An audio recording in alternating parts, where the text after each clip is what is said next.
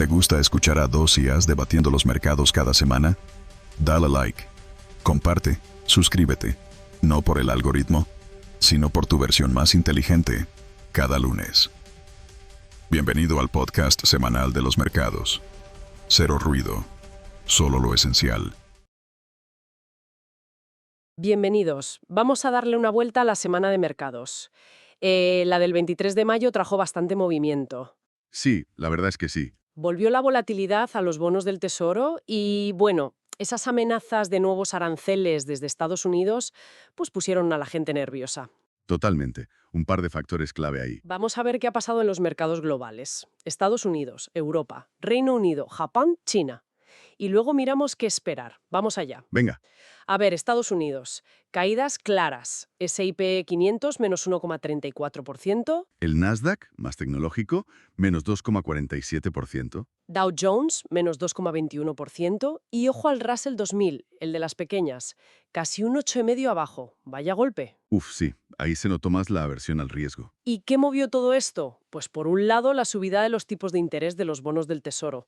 El bono a 30 años superó el 5%. Uf, eso es un nivelazo, máximo desde 2023. Y luego el otro tema.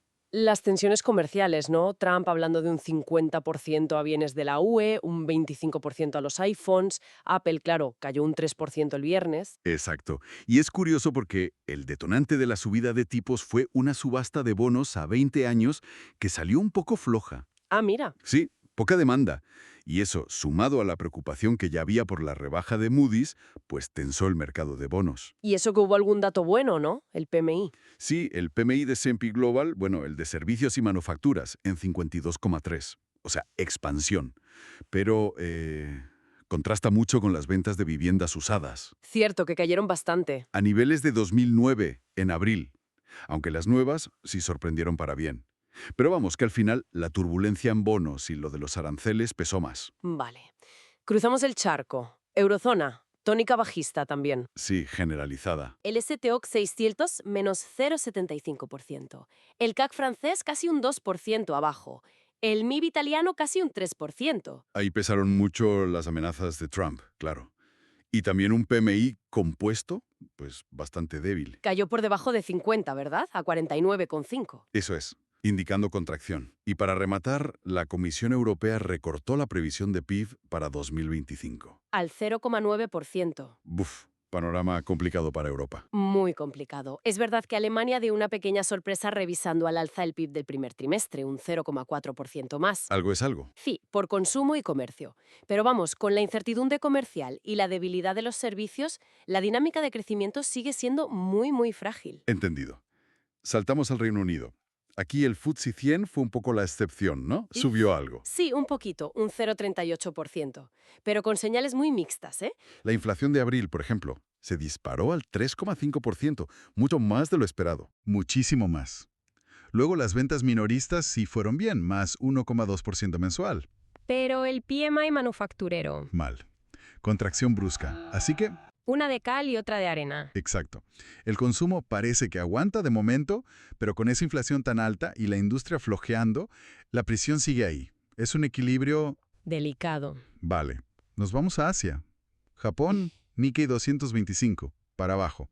Menos 1,57%. Y ojo a los bonos japoneses, los HGBs a 10 años. El rendimiento subió al 1,55%. Máximo desde 2008. Casi nada.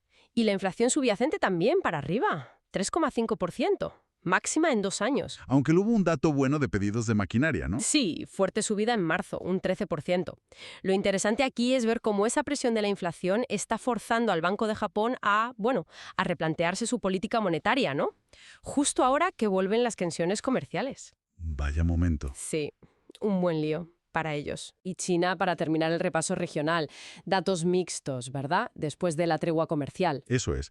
La producción industrial, bien, mejor de lo previsto, más 6,1%. Pero las ventas minoristas. Ahí estuvo la decepción, más 5,1%. Apunta a que la confianza del consumidor sigue floja. Y la inversión también frenándose por el tema inmobiliario. Correcto. A pesar de todo, el Hang Seng de Hong Kong sí subió un 1,10%. O sea que el motor industrial chino sigue, pero el consumo interno. Falla. y eso probablemente lleve a Pekín a sacar más medidas de estímulo. Habrá que estar atentos. Muy bien, pues miremos adelante. Semana del 26 de mayo. ¿Qué tenemos en la agenda? EU cargadita. Sí, bastante. Martes, precios de vivienda Case-Shiller y confianza del consumidor del Conference Board. Miércoles, pedidos de bienes duraderos y, muy importante, las actas de la última reunión de la Fed. Jueves, segunda estimación del PIB del primer trimestre. Peticiones de desempleo, ventas de viviendas pendientes. Y el viernes, la estrella, el PCE, el índice de precios de gasto de consumo personal. El favorito de la Fed para medir la inflación. Ese dato va a ser clave. Clave, sí señor.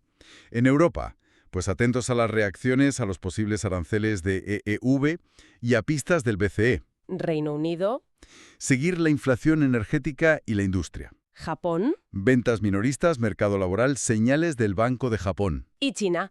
Calendario más ligero, pero esperando posibles anuncios de política económica. Exacto. Y si tuviéramos que señalar, digamos, 5 riesgos principales para vigilar esta semana. A ver. 1.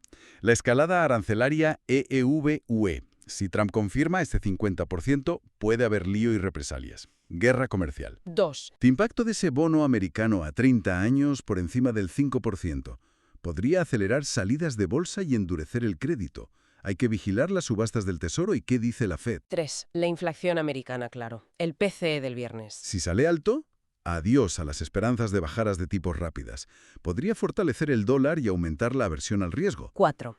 La fragilidad del consumidor. Esas ventas de viviendas usadas cayendo, las hipotecas altas. Hay que ver los datos de confianza y vivienda del martes, jueves y viernes. Si salen flojos, podrían indicar que el consumo se frena de verdad. Y el quinto riesgo. El timing de la respuesta de China. Los datos mixtos presionan a Pekín. Si tardan mucho en estimular o si se quedan cortos, el crecimiento global podría sufrirlo. Muy claro. En resumen, parece que los mercados están un poco atrapados, ¿no? Entre datos de actividad que, aguantan, Sí, que no son malos del todo. pero por otro lado, condiciones financieras que se endurecen, tipos más altos, riesgo de aranceles, la inflación que no cede del todo, la volatilidad parece que seguirá. Totalmente. Y la gran pregunta yo creo que queda en el aire es, ¿qué va a pesar más en las próximas semanas? ¿Esa cierta resistencia económica que aún vemos o todas estas presiones financieras y comerciales? ¿Difícil saberlo? Muy difícil. Y un error de cálculo político o un dato que sorprenda mucho podría inclinar la balanza de forma, digamos, decisiva. Algo sobre lo que pensar, desde luego. Sin duda. Habrá que seguirlo muy de cerca. ¿Sigues aquí? Entonces eres de los que realmente quieren entender los mercados. Si esto te hizo pensar diferente, dale like, comparte y suscríbete. Los mercados más inteligentes necesitan mentes más despiertas. Crezcamos juntos. Nuevos episodios con IA cada semana. Imagina este nivel de análisis, impulsado por IA, pero adaptado a tu negocio, ya sea que gestiones inversiones, sigas la política económica o lideres un equipo ágil. Creamos podcasts a medida para tomadores de decisiones como tú. Contáctanos, construyamos el tuyo.